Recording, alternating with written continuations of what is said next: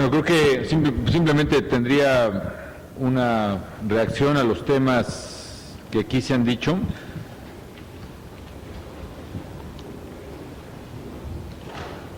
Primero, le agradezco pues sus comentarios a todos los participantes y simplemente coincidiría pues en este tema de la importancia de la participación ciudadana, y creo que las cosas que tienen que hacerse en México, los énfasis, los matices que tienen que hacerse han venido de una exigencia ciudadana que yo creo que pues hay que valorar y encauzar. Comparto lo que señala la señora Isabel Miranda en el sentido de que no puede haber,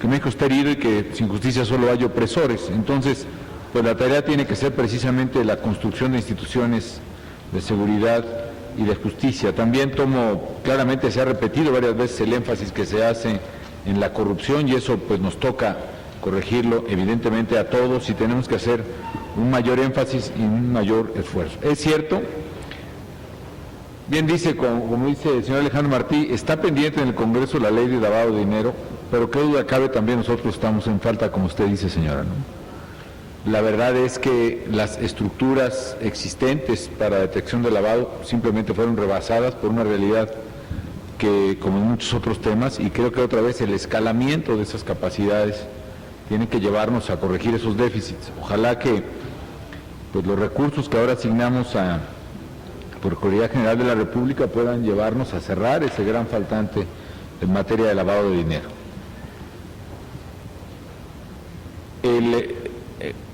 Usted menciona algo de cómo penalizar, digámoslo así, entre comillas, a los estados cuando no cumplen, ¿no? Y creo que nos vamos encontrando los temas que tanto usted como don Alejandro mencionaron, y es, no tenemos un sistema de pesos y contrapesos eficaz en los órdenes de gobierno, no hay estímulos adecuados ante los cuales reaccionemos. Lo que dijo don Alejandro Martí me parece muy claro, efectivamente, puede acabar siendo un incentivo perverso el estar desarrollando operativos. O sea, hay una situación de urgencia, como la hay ahorita en Veracruz o en Acapulco, que la criminalidad se disparó bárbaramente, como la hubo en Juárez o como la hay en Monterrey. Viene el apoyo federal y efectivamente es cierto, no hay incentivo para construir la propia policía y las propias instituciones. Es decir, el problema, mal o bien, pero lo está enfrentando finalmente otro, que finalmente tendrá la culpa de lo que pase, ¿no? Si salen las cosas bien o mal, pues y no hay ese incentivo. Yo ayer estuve en Ciudad Juárez y gente muy vinculada al tema de la ciudadanía, pues nos decía, por favor no retiren la Policía Federal. Bueno, pues es que tiene que ir por grados, tenemos un compromiso de que también ustedes iban a construir la policía, y primero iban a ser 6 meses y luego otros 6 meses y luego otro año, y llega un momento en que si no hacemos este esfuerzo de transición a lo local, nunca van a avanzar los temas de seguridad. Es más, a veces se controla una situación, se retiran las fuerzas federales y vuelve otra vez el caos. No hay quien se quede al cargo de las cosas, y sí es un problema de diseño es decir, nuestro sistema federal tiene ese gran faltante. A la hora de los derechos somos bien federalistas todos, me toca y me toca. A la hora de las responsabilidades somos muy centralistas. Este es el tema de la seguridad, pero vean el tema de la educación, que se descentralice la educación, muy bien. Y bueno, fila pues de gobernadores para pagar los aguinaldos de este año, ¿no? En el caso de Oaxaca, hubo un gobernador que al salir, bueno, no digo cuál, pero elevó el aguinaldo de los maestros creo que eran de 35 días a 120 días o algo así, o a 90 días, ¿no? Entonces, a la hora de los derechos fue muy estatal el asunto, muy federal, pero a la hora de pagar esos aguinaldos es muy central, porque nosotros tenemos que pagar, ¿no? Y por cierto, no hay maestros estatales en Oaxaca, todos son federales, lo cual es un absurdo, porque pues, en todo caso se le concede la prerrogativa localmente, pero se paga centralmente. La salud también está descentralizada. Lo deben prestar los estados, el servicio de salud. Sin embargo, pues a la hora de los hospitales, por ejemplo, el apoyo, y con mucho gusto lo damos para hacer hospitales, ya hemos hecho, como decíamos otra vez, más de 1,000 clínicas de hospitales nuevas en 5 años. Bueno, ya está el hospital, bueno, por lo menos te toca a los doctores, las enfermeras, aquí está el recurso del Seguro Popular, se le pagan 2,600 pesos más o menos a cada estado por cada asegurado. Pero bueno, hay hospitales o clínicas que no tienen médicos porque tampoco los contratan. Entonces, sí tenemos un problema en nuestro diseño constitucional, donde no funciona muchas veces en los temas claves el sistema de incentivos para actuar. Tenemos que corregirlo, pero efectivamente hay ese tema. Es importante el Código de Procedimientos Penales, estoy de acuerdo, y creo que tenemos que impulsarlo con toda la fuerza, pues, entre todos. Hay varios temas que mencionó la señora Wallace. Las figuras del Código de Procedimientos pueden ser, creo que muy novedosas, tanto Alejandro Martí como ella lo mencionaron, y creo que el Código, si lo aplicamos, va a ser muy importante para avanzar en el tema de justicia. Este paso de los criminales del narcotráfico tradicional a la violencia de todos los días, yo creo que eso es lo que detona la preocupación de todos, ¿no? Es decir, si nada más se dedicaran ahora sí que a meter la marihuana o lo que cocaína, la cajuela, y en fin, no tendríamos, en fin, es otro problema de seguridad que tenemos. El problema es que ahora intimidan, secuestran, extorsionan y se han ido apoderando de nuestras comunidades. Yo hablaba el 1 de septiembre citando a varios teóricos del crimen organizado que toman una metáfora de la biología. Como decía don Javier, las metáforas siempre son equívocas, pero pueden ser descriptivas, y este también es el caso.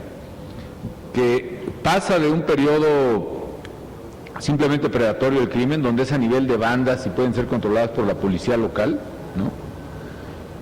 Luego pasan a otro nivel en donde se inoculan, digamos, en las instituciones de seguridad pública y donde empiezan a tomar cierto control o dominio dentro de las propias instituciones, y finalmente pasan a un nivel totalmente simbiótico, donde ya la autoridad estatal o la autoridad policíaca o ministerial y el crimen es exactamente lo mismo. Es decir, la gente que es secuestrada o extorsionada es por el judicial o es por el policía de ahí, y va al Ministerio Público y denuncia, y no está llegando a su casa cuando ya le están hablando: óyeme, te dije que si denunciabas te iba a llevar el tren, etcétera, porque en el propio Ministerio Público les dieron ese aviso, ¿no? Entonces, ¿cómo hay que frenar esa evolución criminal? Y estoy totalmente de acuerdo, tiene que ser por vías integrales, no solo policíacas, y no principalmente policíacas. La ley de geolocalización es una ley muy importante, en fin, habrá que empujarla efectivamente, ahí hay la solución a muchísimas cosas, nos puede ayudar muchísimo a todos los niveles de gobierno en la manera de perseguir los delitos. En el caso de los juicios orales, bueno, ya hice comentar el Código de Procedimientos. En cuanto a lo que señala don Ernesto López Portillo, pues coincido en que el reto es descomunal y ante todo nacional. Yo, de las cosas que recupero de su intervención, que son muy valiosas todas, es primero el tema de, creo que el punto medular y muy interesante es la supervisión o el escrutinio de las fuerzas de seguridad, ¿no? Sobre todo las fuerzas militares. Esto ha sido un momento clave en las discusiones dentro del propio gobierno. Aún muchos de nuestros más severos críticos, por ejemplo, una de las cosas que nos han criticado es no haber decretado un estado de emergencia o un estado de excepción, como marca el artículo 29 constitucional, ¿no? Dicen, bueno, ¿por qué no declaran, de acuerdo con el 29, el estado de emergencia y la suspensión de garantías? Una de las razones por las que no se ha hecho es porque no podemos eliminar a través de un estado de excepción los mecanismos precisamente institucionales y legales de control de las fuerzas del orden. Es decir, tiene que seguir prevaleciendo el Ministerio Público, tiene que seguir prevaleciendo el amparo, tienen que seguir prevaleciendo las garantías, tiene que seguir prevaleciendo la Comisión de Derechos Humanos. Y en ese marco democrático de garantías e instituciones que vigilan las garantías es en el que tienen que operar. Así tiene que ser. Y sí hay abusos, evidentemente, de las fuerzas públicas, y la regla quebrantable que tiene que cumplirse, y es la instrucción que tenemos, es que todo abuso tiene que ser castigado, todo abuso. Sería falaz decir que no los ha habido, sí, por supuesto que los ha habido. Aquí hay víctimas, además de esos abusos, de fuerzas públicas, federales y locales, pero todo abuso tiene que ser castigado y la regla debe ser del Estado de Derecho. Ahora bien, es cierto, creo que, dada la circunstancia y la magnitud de la presencia de estas fuerzas, sí se requieren mecanismos adicionales de balance y de escrutinio, y que tienen que ser escrutinios ciudadanos en las fuerzas públicas. Aquí, por ejemplo, desde la vez pasada comentábamos de este tema del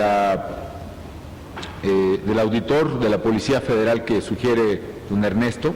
Es una figura desde luego interesante y con mucho gusto voy a revisar la ley que menciona que se presentó. Aunque hay una figura que es el coordinador de asuntos internos de la policía. Yo le he instruido al secretario incluso que veamos ahora el reemplazo del coordinador de asuntos internos de la Policía Federal y que se consulte con las organizaciones de la sociedad civil acerca de la o las personas que los pueden desempeñar. Nosotros tenemos, por ejemplo, candidatos, pero a mí sí me gustaría que ustedes lo vieran, y de lo que hablábamos también era cómo fortalecer esta oficina de asuntos internos para que efectivamente sea vigilante de la policía. Es un coordinador que no depende del secretario, depende del presidente, yo lo nombro, en fin, pero a mí sí me interesa que haya pues esta figura de auditoría. Entonces yo le pediría al secretario que por lo pronto ponga a consideración de ustedes los candidatos que tenemos, para que nos den una opinión, y también vemos cómo reforzar este tema de cómo supervisar a la policía y también cómo supervisar a las Fuerzas Armadas. Es un tema obviamente bien complicado, pero tiene que ser, en una sociedad democrática tiene que estar no solo bajo el mando de una autoridad civil, en este caso yo, sino también bajo la supervisión de instituciones civiles.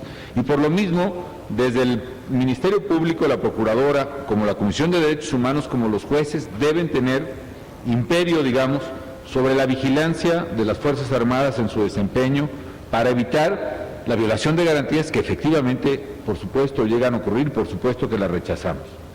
Lo de los ciudadanos al Consejo Nacional de Seguridad Pública, por supuesto que lo hacemos, efectivamente, como dice la señora, es una vieja demanda en la cual yo estoy de acuerdo y podemos hacer la propuesta para modificar la ley, sin menoscabo de que hemos invitado en cada sesión de consejo a una u otra organización de ciudadanos preocupados por el tema de la justicia. Finalmente, el padre Mario Humberto, me parece que el testimonio de Juárez, eso se fue por ahí ahorita, pero la verdad es muy valioso. Perdón, presidente, sí, tuvo que salir porque ya tenía ahí... La verdad, el testimonio de Juárez sí es valioso. Yo sí creo, bueno, coincido con la doña Clara Hussiman. Es cierto, pueden ser como lunares todavía, ¿no? Si Juárez es una mancha urbana y demográfica, yo diría avasalladora, ¿no? Pero finalmente esos lunares, esos son como tejido que se va recomponiendo. Y sí le hemos metido muy fuerte, por lo menos a 10 espacios públicos reconstruidos, básicamente canchas de americanos, unidades deportivas, etcétera, como a centros comunitarios donde se está haciendo lo que decía el padre, y yo creo que están dando resultados. Obviamente todavía no es suficiente, pero creo que sí tenemos que diseñar una especie de prototipo de reconstrucción de tejido social, ¿no? Y aquí me paso a lo que mencionaba precisamente doña Clara Hussiman, que le agradezco, además son conceptos muy profundos que hay que tomar en cuenta. Este tema de cómo las comunidades se han deteriorado y han resultado incapaces de contener, digamos, el fenómeno criminal, ¿no? Yo solía decir, sin conocer bien ese fenómeno sociológicamente, pero mi intuición era esta. Parto de la misma premisa, no es posible tener un policía en cada esquina, ¿no? Nadie lo puede tener en el mundo. La seguridad proviene de la propia sociedad, en la medida que la propia sociedad tiene, por una parte, una convicción de respeto propia, personal y comunitaria, y por otra, mecanismos societarios que hacen que no se presente la delincuencia. Creo que de los dos lados la tenemos roto. ¿Por qué no delinquimos? ¿O por qué no se delinque, por ejemplo, entre los presentes? Pues no es porque nadie tenga miedo de que lo va a agarrar la policía, esa es la verdad, ¿no? No se delinque porque hay una convicción íntima, ética, personal, fundada en valores o en creencias o en atributos, lo que sea, que te dice simplemente, pues haz el bien y evita el mal, la vieja sin intereses. Pues ahí debe estar, yo creo, ¿no?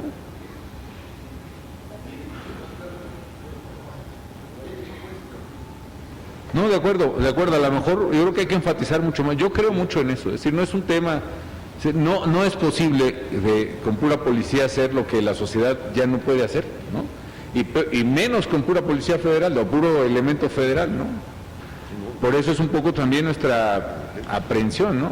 Pero el hecho es que la gente no delinque, la gente de bien, porque es gente de bien, no porque tenga miedo. Y los valores en nuestra sociedad sí se han en alguna parte se perdió el eslabón que hace que nuevas generaciones de muchachos no tienen ni siquiera esa idea de bien y de mal. Como decía la señora Graciela, pues quieren ser narcos, quieren ser matones, quieren ser y no porque quieran ser malos per se, sino que son finalmente los estereotipos que se van imponiendo, porque finalmente los modelos aspiracionales, cierto, de los medios, sí es cierto, el matón es el que es efectivo, es el que trae el dinero, es el que tiene las muchachas más guapas, es el que, los coches, las armas, y ese modelo aspiracional va ganando en la sociedad, esa es la verdad. La banda, cómo revertir eso, pues es una tarea colosal que requiere tejido social, y la otra son las normas societarias. Ciertamente en las comunidades más arraigadas, cuando hay una amenaza, el grupo valga la redundancia, se agrupa, se defiende. Pero la verdad es que en esta sociedad contemporánea nuestras comunidades han pasado a ser totalmente de otra naturaleza. Creo que los ejemplos que usted ha puesto han sido magistrales, los desarrollos habitacionales de decenas de miles de gentes, ¿no? Que terminan por ser aglomeraciones inhumanas. Sí.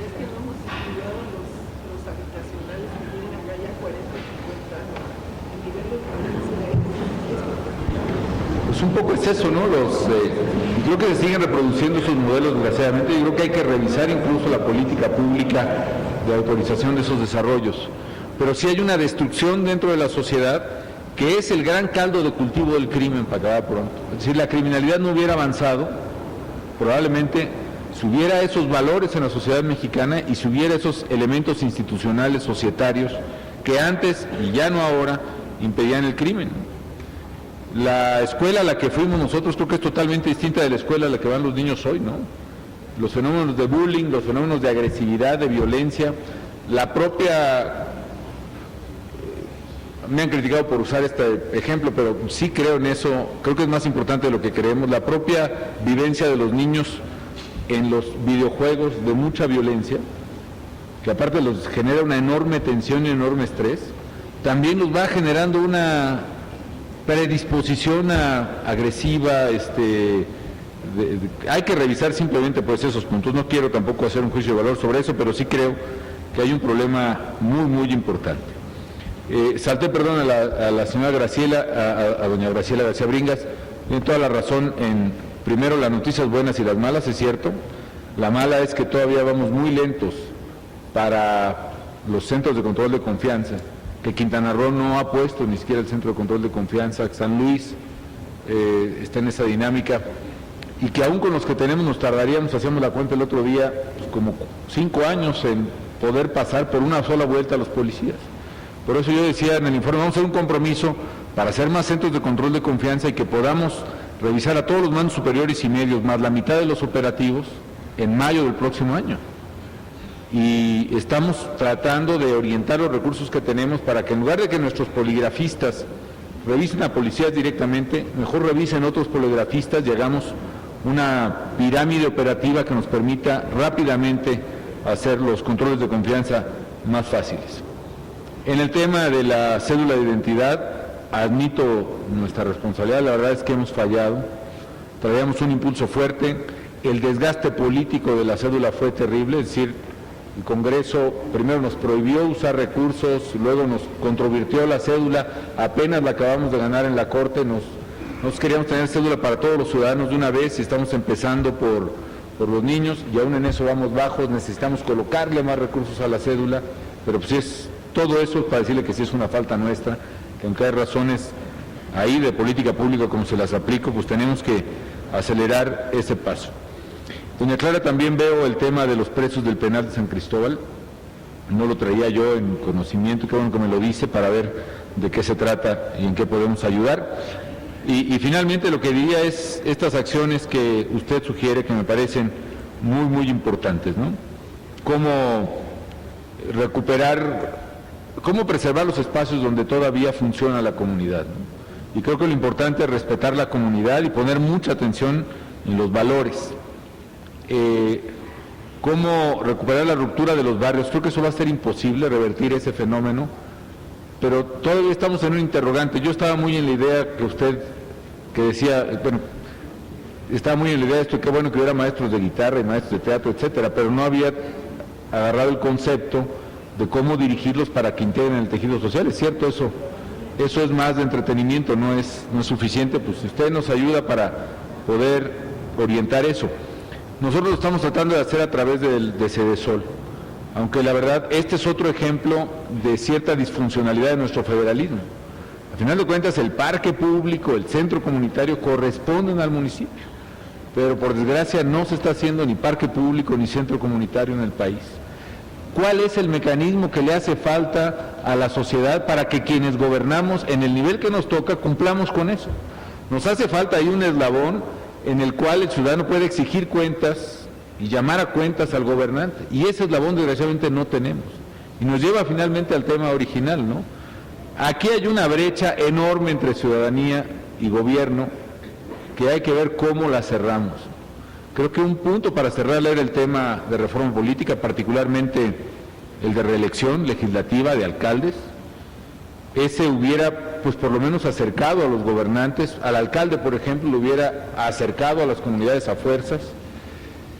No era suficiente, desde luego, pero era un mecanismo. ¿Qué otro podemos hacer? Tenemos que generar más espacios como este para que la ciudadanía participe. Creo que los gobernantes tenemos que hacer también un aprendizaje de las cosas que se tienen que hacer en tejido social. Y terminaría simplemente con esa reflexión, coincidiendo en los puntos que usted señala, el desarrollar tejido social en comunidades provenientes de distintos territorios. Esa es la regla de la Ciudad de México, esa es la regla de Chalco, esa es la regla de Chimalhuacán, esa es la regla de Juárez y la regla de Tijuana y la de Matamoros y la de Reynosa y la de muchos lados. Creo que hay que hacerlo a partir de una técnica bien hecha de centro comunitario, espacio público, escuela, universidad, centro de salud, y que sea una especie de regla homologada de lo que tenemos que hacer los gobiernos. Y donde ya está afectado por la violencia, pues tiene que ser lo mismo, solo que en curso intensivo, ¿no? Termino pues señalando que comparto este punto de vista, recibo, digamos, del mensaje de que el Estado tiene que demostrar con hechos que tiene como prioridad la parte preventiva más que la correctiva. En honor a la verdad, el problema ha sido tan grande, tan explosivo, el de la violencia criminal, pues que hemos tenido ciertamente que atacar con mucha intensidad la parte de contención, pero qué duda cabe, habrá que trabajar totalmente en la prevención. Hay mucho por otra parte, utilizando la palabra de doña Graciela, hay muchas también cosas buenas. Las buenas es que todavía la enorme mayoría de comunidades en México no han sido asoladas aún por este fenómeno de violencia criminal. Es decir, la gran mayoría de municipios de México no registran este fenómeno de violencia. Nosotros el registro que tenemos es más o menos en cada semana el número de municipios que tienen al menos un homicidio es más o menos alrededor de 120 en el país. Y los que tienen 2 homicidios son aproximadamente quizá la mitad. Pero el resto, los más de 2,000 municipios restantes, son finalmente municipios estables. Y ahí es donde tenemos que hacer toda la parte preventiva. Los gobiernos que puedan aplicar toda su fuerza a la parte preventiva la deben hacer. En otros casos sí, evidentemente, tenemos que enfatizar esto. Finalmente, me llevo los documentos que personalmente me entregaron los deudos de las víctimas, que todos son también víctimas. Mi compromiso es personalmente revisarlos los que me reciben, platicar con la procuradora, las procuradoras más bien ahora, los secretarios para poderles darles atención y seguir abierto en la plena disposición de seguir dialogando. Si hubo un malentendido respecto de formatos, de restricciones, pido una disculpa. Nuestra idea no era esa, era pues, tratar de ser mucho más inclusivos, pero nuestra idea es seguir trabajando en las mesas, en la plaza pública, y realmente desearles suerte a todos ustedes, porque su objetivo de visualizar, de que las víctimas se visualicen y que nos han enseñado, pues ahora también es nuestro objetivo y estamos empeñados en ello. Muchas gracias a todos. Buenas tardes.